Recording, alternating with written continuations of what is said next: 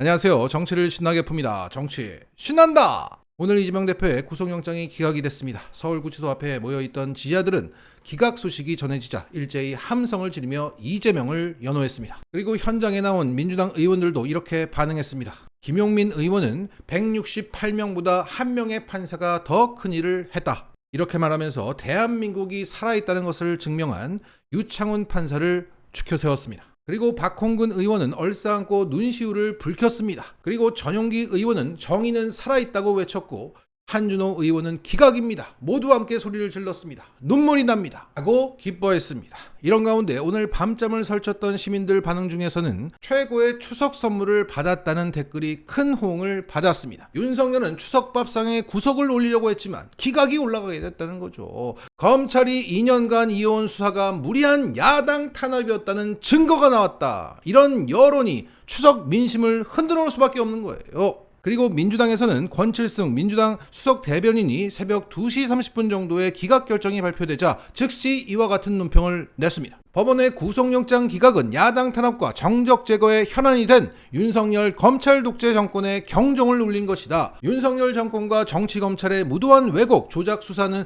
법원의 벽을 넘지 못한 것이다. 이제 이재명 대표를 겨냥한 비열한 검찰권 행사를 멈춰야 할 시간이다. 윤석열 정부와 국민의힘이 야당 탄압에만 몰두하며 민생과 경제를 내팽개친 무능하고 무책임한 정권이었음이 명명백백해졌다. 이제 윤석열 대통령은 대통령의 본분으로, 검찰은 검찰의 본분으로 돌아가야 한다. 언제까지 민생과 경제, 국정에 대한 책임을 외면하고 야당 탄압과 총선 승리에만 올인할 것인가? 윤 대통령은 불통의 폭정을 멈추고 국민 앞에 나와 머리 숙여 사죄하라.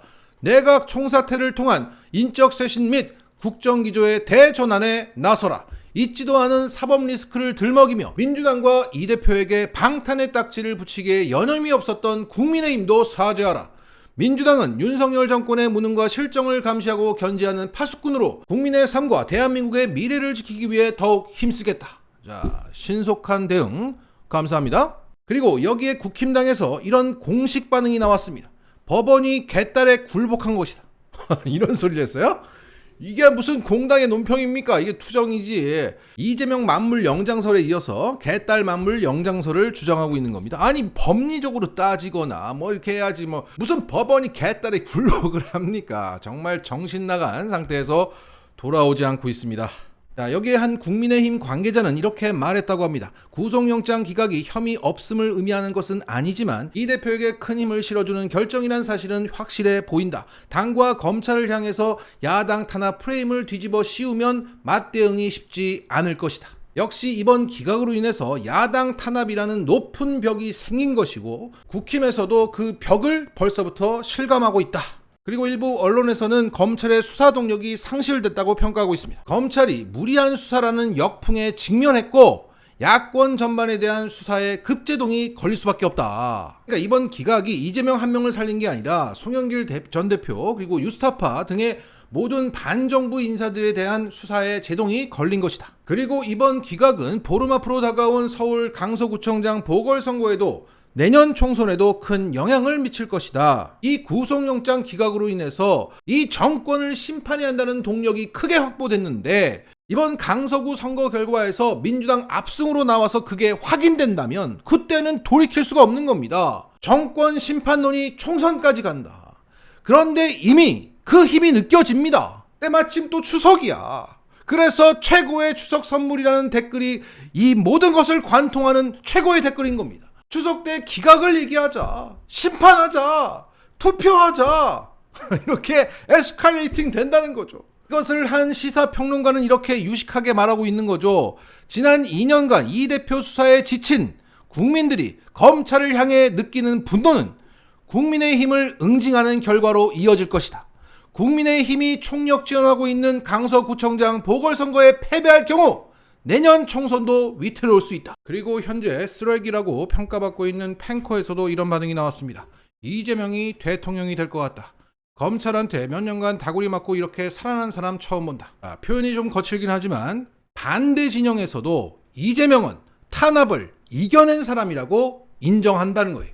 자, 정리하겠습니다. 이번 법원의 기각 결정으로 야당 탄압이라는 넘사벽이 생겼고 정권 심판론이 강화돼서 민주당의 총선 승리로 이어질 것이다.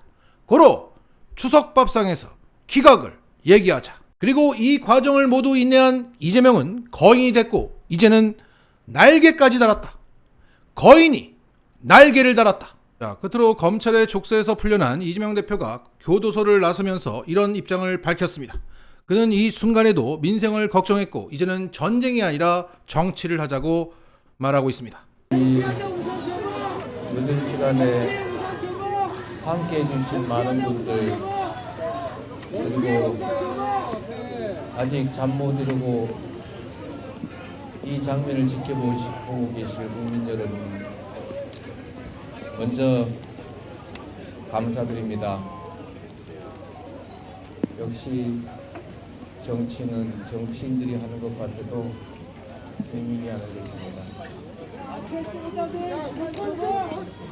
인권의 최후 보루라는 사실을 명징하게 증명해 주신 사법부에 깊은 감사의 말씀을 드립니다. 그리고 정치란 언제나 국민의 삶을 챙기고 국가의 미래를 개척해 나가는 것이라는 사실을 여야, 정부, 여당 모두 잊지 말고 이제는 상대를 죽여 없애는 그런 전쟁이 아니라 국민과 국가를 위해 누가 더 많은 역할을 제대로 할 수 있는지를 경쟁하는 진정한 의미의 정치로 되돌아가기를 바랍니다. 이제